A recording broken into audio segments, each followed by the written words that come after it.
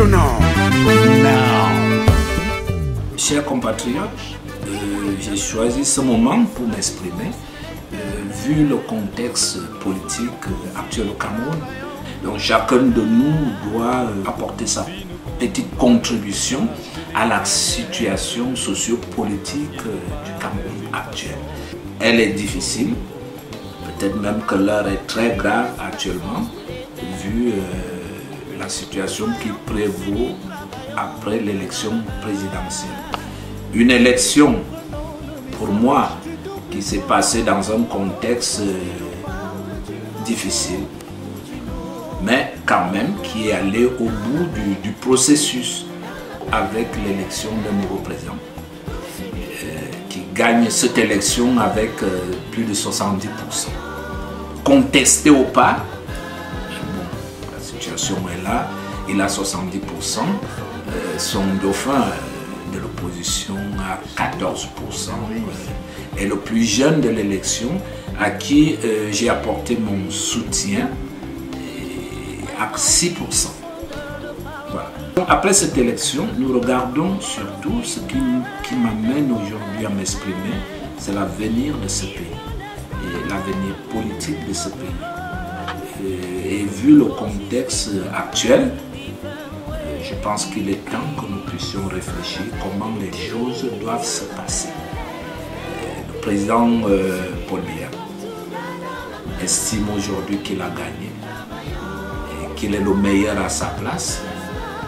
Et malgré cela, il y a des contestations. C'est normal parce que vu son âge et le temps, la durée de son pouvoir au pays, il y a lieu de contester quand même et de se demander s'il ne peut pas y avoir de transition. À un moment donné, même dans les familles, quand le père est fatigué, il laisse la place à ses enfants. Ce n'est pas le cas plus précisément en politique en Afrique, où ceux qui sont là depuis un demi-siècle ne veulent jamais céder leur place. Et nous condamnons beaucoup plus cela, c'est une irresponsabilité. Donc, je reviens donc sur le cas de la transition. L'élection est passée, c'était une très bonne élection, on a entendu les Camerounais s'exprimer, vraiment s'exprimer. Une opposition, quoi qu'elle a été à un moment donné matée, muselé, qui n'a pas pu travailler, parce que quand on parle déjà d'une démocratie, il faut une opposition qui travaille, à qui on donne des libertés pour pouvoir fonctionner. La liberté de s'exprimer, la liberté d'organiser des meetings publics, la liberté de former ses militants, la liberté d'organiser des séminaires, etc. À partir du moment où une opposition n'a pas ces moyens-là, bon, elle ne peut pas exister. Malgré ça, ces gens, ces responsables de l'opposition à qui je tire le chapeau, je les félicite d'avoir travaillé avec des moyens de bord. Ils ne peuvent pas organiser des meetings publics, ils sont interdits de tout, les sous-préfets qui interdisent tout, les préfets. Bon, là, dans les textes, c'est bien prévu que chacun doit s'exprimer, organiser des meetings, organiser des séminaires, organiser des rencontres avec ses militants et former ses militants. Mais aujourd'hui, ce n'est pas possible au Cameroun. Avec cette élection, moi je pense que ce qui m'interroge le plus, c'est l'avenir politique du Cameroun. Imaginons-nous un seul instant que le président, je ne souhaite pas du malheur à qui que ce soit, avec tout le respect que je dois à cela, imaginez-vous un seul instant qui ne soit pas là aujourd'hui. Qu'un matin qu'on nous dise, tiens voilà, il n'est plus là. Je vais poser cette question à toutes les Camerounaises et Camerounais. Qu'allons-nous faire lorsqu'on se lève le matin, on se réveille le matin, on nous dit qu'on n'a plus, le capitaine du bateau n'y est plus et que le capitaine n'a pas formé un successeur. Il n'a personne autour de lui qui l'a présenté au peuple pour le succéder. On restera comme des orphelins et ce sera plus grave. La situation serait plus grave où chacun va se lever d'un bout à l'autre, dire c'est moi, l'autre dira c'est moi, l'autre dira c'est moi. Vous imaginez? Imaginez-vous un seul instant que ça arrive. Ceux qui sont emprisonnés depuis de nombreuses années, qui puissent sortir. Imaginez-vous tout cela, ce sera un spectacle terrible. Et je pense que personne de nous ne voudrait cela.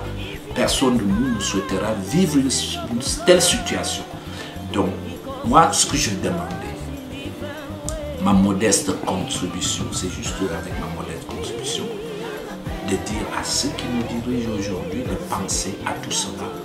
Et le président Biya, un sursaut d'orgueil en tant que père, en tant que grand-père, en tant que responsable, à qui on a remis ce pouvoir-là pacifiquement en 1982, solennellement, avec des honneurs. Je lui demande de le faire aussi pacifiquement et solennellement. Le peuple camerounais est un grand peuple, du nord au sud, de l'est à l'ouest. On n'a pas envie de vivre les situations que nous avions vues ailleurs dans d'autres pays africains. C'était un spectacle désolant que nous avions vu d'ailleurs. Chez nous, au Cameroun, cela ne devrait pas arriver un seul instant. Alors, concrètement, il a été élu. Je dis bien même contesté parce que j'ai soutenu l'opposition et j'ai soutenu le plus jeune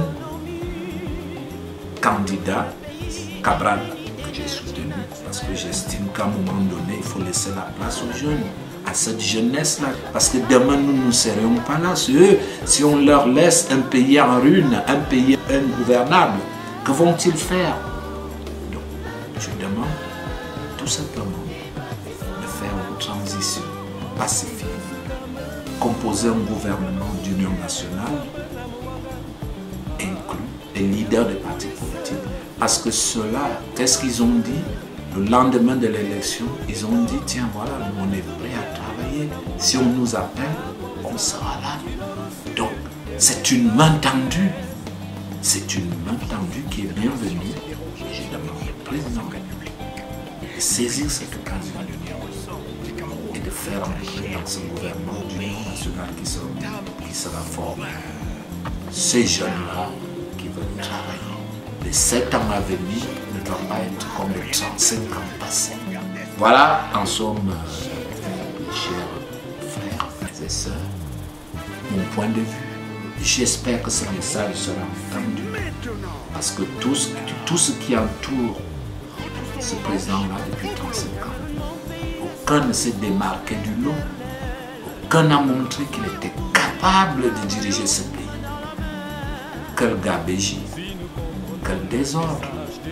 Je vous dis bien, aucun qui pense à tout cela et que cette mandature qui met en place un gouvernement d'union nationale inclut les responsables des partis politiques, les leaders des partis politiques au Camdo. Il nous a dit qu'il était capable de moderniser le pays. On voit Cabral avec sa jeunesse, sa fougue et son intelligence. On voit Garga Manadji pour son intégrité, sa rigueur. Ce qui veut dire qu'on a des gens capables aussi d'essayer. Essayons cela et puis voilà. J'espère que le président actuel élu, comme je l'ai dit, même contesté, il est quand même président aujourd'hui avec plus de 70%. Voilà, qu'on lui donne une chance en tant que père de la nation de penser à cela et à l'avenir du Cameroun. Bonne écoute.